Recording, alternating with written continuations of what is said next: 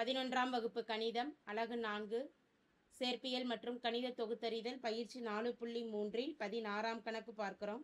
52 சீட்டுகள் கொண்ட ஒரு சீட்டுக்கட்டிலிருந்து 5 சீட்டுகளை தேர்வு செய்யும் ஒவ்வொரு சேர்விலும் எப்பொழுதும் 3 ஏஷ்கள் உள்ளவாறு எத்தனை சேர்வுகள் இருக்கும் என கேட்கப்பட்டுள்ளது. மொத்த சீட்டுகளின் எண்ணிக்கையானது 52. ஒரு சீட்டுக்கட்டில் இருக்கக்கூடிய ஏ சீட்டுகளின் எண்ணிக்கையானது 4.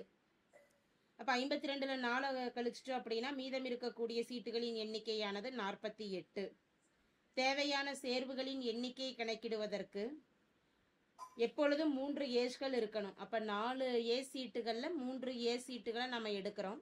மொத்தம் 5 சீட்டுகள் எடுக்கணும். அப்போ மீதம் இருக்கக்கூடிய 48ல் இருந்து 2 சீட்டுகளை தேர்ந்தெடுக்கலாம். அப்போ 48ல் 2 4 ஏஷ்களில் இருந்து 3 சீட்டுகளையும் தேர்ந்தெடுக்கிறோம்.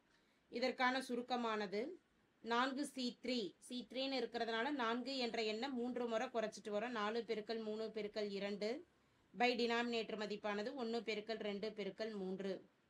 48C2 48 என்ற எண்ணை இருமுறை குறைச்சிட்டு வரோம். 48 பெருக்கல் 47 பை டினாமினேட்டர் மதிப்பானது 1 பெருக்கல் 2. 1 2 2 4 4 2 8 3 3 கேன்சல் ஆகிடுது. 2 2 கேன்சல் ஆக போக மீதம் இருக்கக்கூடிய மதிப்புகள் 4 பெருக்கல் 24 பெருக்கல் 47. இவற்றின் பெருக்கல் பலனானது 4512 ஆகும்.